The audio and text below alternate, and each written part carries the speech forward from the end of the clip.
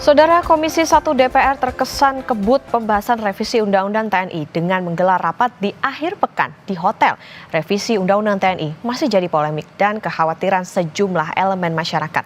Bahkan koalisi masyarakat sipil sampai perlu menggeruduk rapat Komisi 1 di hotel dan menuntut rapat dihentikan.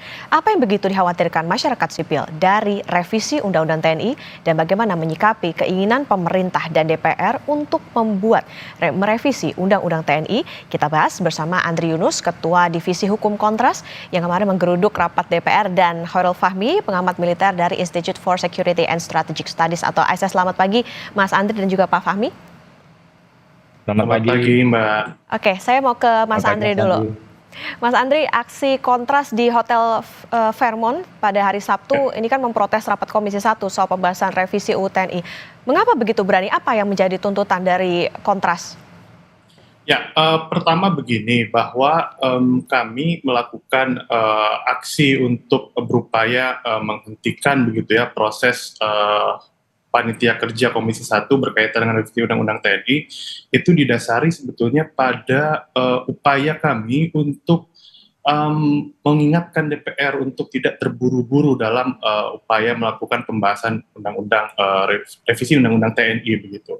Nah, kemudian belakangan kami baru mendapatkan informasi begitu pada hari Kamis bahwa akan ada pelaksanaan rapat panja di salah satu hotel, yakni di Fairmont di Jakarta begitu, dan itu akan dilakukan selama hari libur begitu, dari Jumat, Sabtu hingga hari ini, hari Minggu terakhir begitu ya.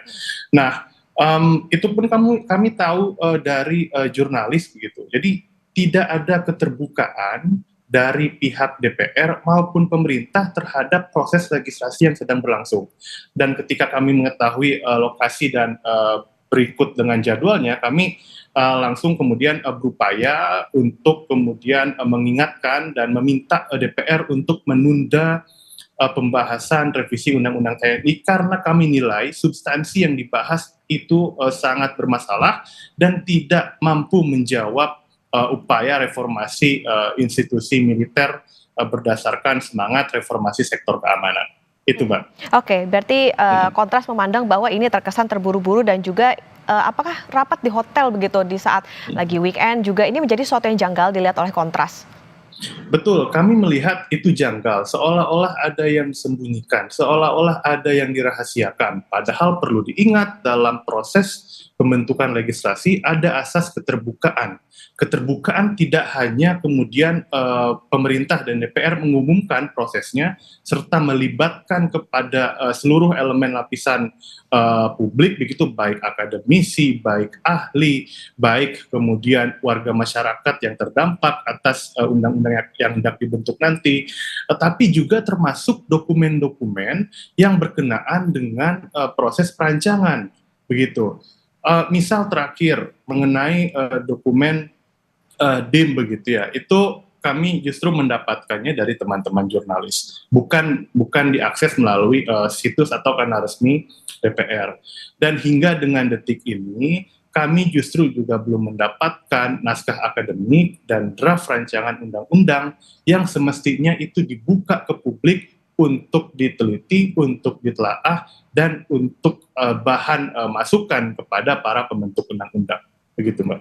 Oke, saya ke Pak Fahmi. Pak Fahmi, apa yang bisa dilihat dari aksi yang dilakukan Kontras semalam? Kemudian juga kalau kita melihat ini kan tadi dari Mas Andri bergerak akhirnya karena ini terkesan terburu-buru. Tapi kalau kita melihat tadi di pengantar bahwa anggota Komisi 1 TB Hasan bilang lebih cepat lebih baik. Apa yang bisa dilihat dari ini, Pak Fahmi? Oke, kalau terkait yang tadi malam ya saya pikir sebenarnya ini soal sensitivitas saja ya. Kalau soal rapat panjanya kan memang ada ada prosedur ya yang memang seperti yang disampaikan Pak TB Hasanuddin tadi ya, ada prosedur-prosedur yang dan mekanisme yang dijalankan dalam proses pembentukan undang-undang. Masuk salah satunya adalah rapat panja. Kalau yang terkait dengan mendengarkan masukan dari dari masyarakat, dari akademisi, dari praktisi segala macam, itu kan juga ada mekanismenya melalui rapat dengar pendapat umum misalnya begitu ya. Nah, ini mungkin tertutup karena memang ini sifatnya rapat internal panja dengan pemerintah ya. Nah, cuman menjadi permasalahan karena uh, sensitivitas tadi ya, karena sejak awal proses revisi undang-undang TNI ini uh, menarik perhatian publik ya, tentunya mestinya ya supaya tidak disalahpahami ya, saya kira komunikasi publik yang jelas dan berbasis fakta itu menjadi sangat penting, termasuk apa yang menjadi concern rekan-rekan dari koalisi masyarakat sipil seperti yang disampaikan Mas Andri tadi ya, di kemudian naskah akademik, draft RUU itu kan hal-hal yang penting ya untuk bisa diakses supaya justru supaya proses revisi undang-undang TNI ini tidak disalahpahami gitu ya, sehingga masyarakat juga bisa memahami bahwa perubahan ini sebenarnya bukan sekedar wacana baru, tapi misalnya ini terkait dengan penyesuaian terhadap hal-hal yang sebelumnya sudah berlangsung, sudah menjadi fakta, dan ini adalah penyesuaian atau langkah korektif terhadap praktek-praktek yang sebelumnya berada di luar ketentuan undang-undang, seperti itu. Nah, tapi mungkin juga saya kira teman-teman dari koalisi masyarakat sipil juga perlu lebih berhati-hati dalam kaitan dengan upaya penghentian proses ini supaya juga tidak menimbulkan kegaduhan yang jadi kita beralih dari menyoroti hal-hal yang dibahas dalam proses revisi ini, tapi kemudian beralih menjadi persoalan hukum yang lain begitu ya. Ini yang kita juga mungkin perlu teman-teman juga mungkin perlu lebih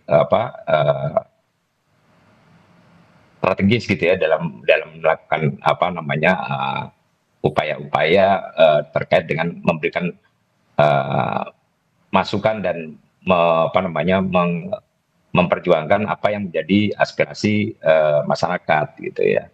Nah, kemudian saya kira proses revisi ini juga tetap harus dikawal ya, artinya kita tidak terima begitu saja, tapi juga tidak ditolak serta-merta gitu ya, tapi dikawal supaya implementasinya betul-betul berjalan sesuai dengan tujuan awal ya, tujuan yang seperti yang disampaikan selama ini bahwa DPR misalnya, karena ini undang RUU inisiatif DPR kan, sehingga DPR kan menjamin bahwa ini tidak akan sampai mengarah pada apa yang dikhawatirkan ya, terkait duit fungsi misalnya, terkait penempatan perwira TNI di jabatan sipil yang terlalu luas misalnya. Nah, ini supaya tidak terjadi ya tentu harus dikawal ya. Jadi bukan sekedar ditolak atau diterima begitu saja gitu ya. Okay.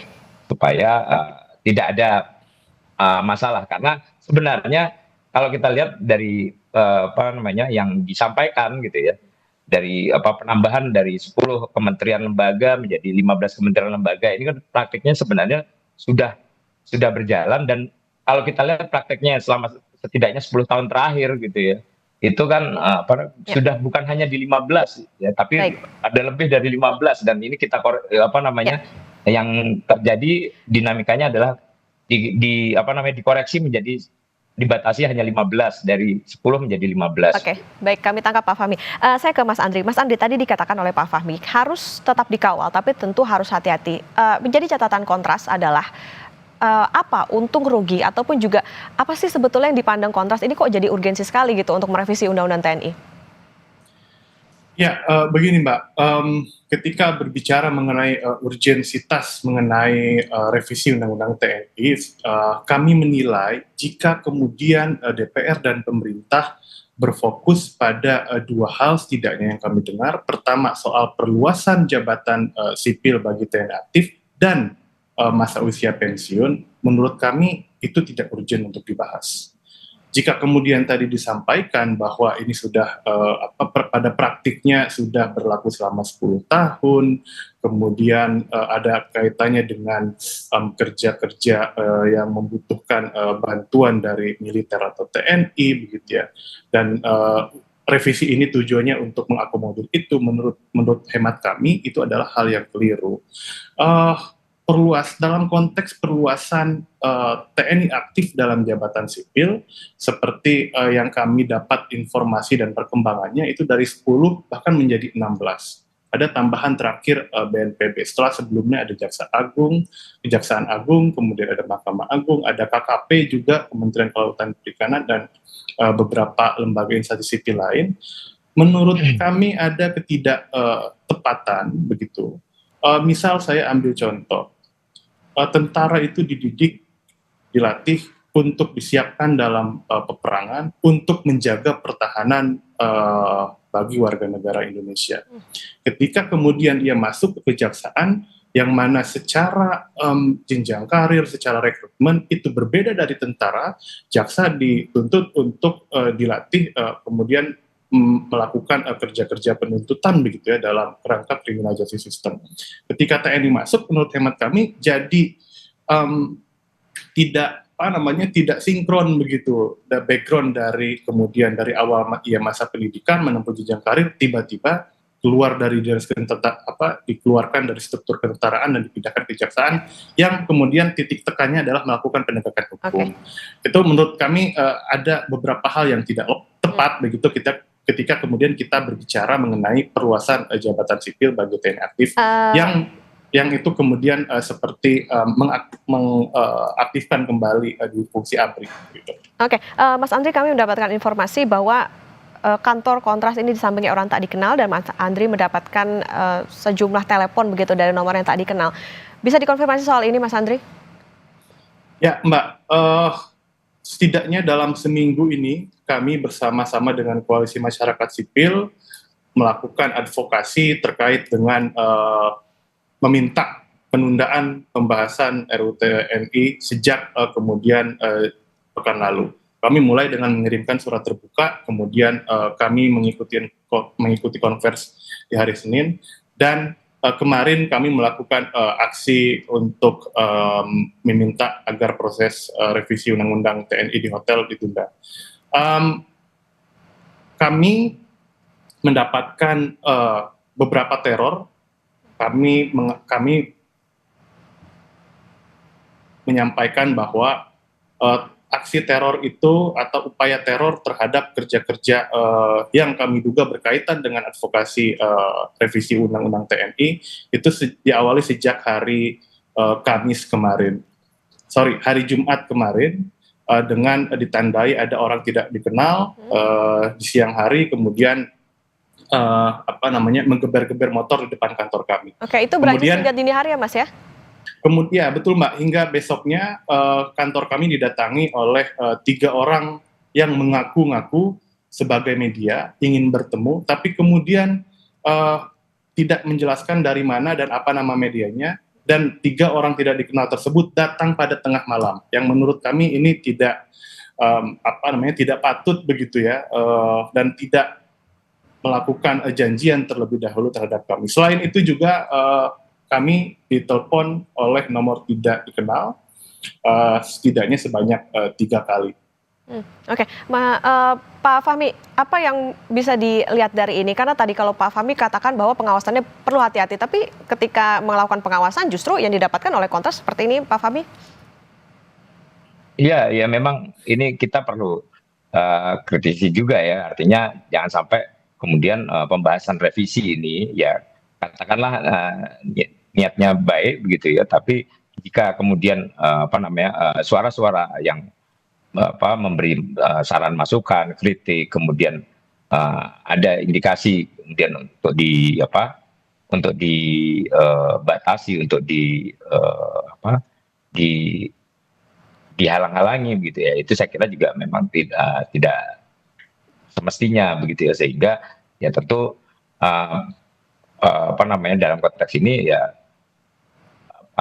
perlindungan ya terhadap aktivitas rekan-rekan koalisi masyarakat sipil juga perlu dilakukan ya. Tentu Polri misalnya dalam hal ini ya tentu harus juga proaktif ya ketika misalnya memang ini sudah meresahkan ya, kita tidak belum bisa tentunya ya, menduga ini apakah itu teror yang memang katakanlah dilakukan oleh pihak terkait dengan revisi ini, atau dari pihak lain gitu ya, atau dari orang-orang yang memang ingin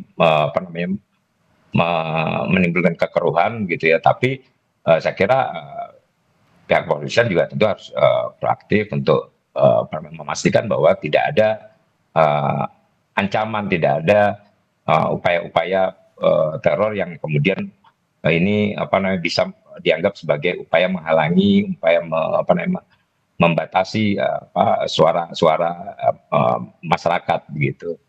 Saya kira itu Mbak, yang perlu digarisbawahi. Tapi kalau saya sih terkait dengan revisinya sendiri, saya berpendapat bahwa ini sesuatu yang harus dikawal gitu ya. Termasuk juga kalau kita kaitkan dengan kaitannya dengan kejaksaan, karena di kejaksaan ini kan ada struktur Jampitmil. Kalau kita mengacu pada yang 10 kementerian lembaga yang existing di undang-undang saat ini kan ada Setmilpres misalnya ya.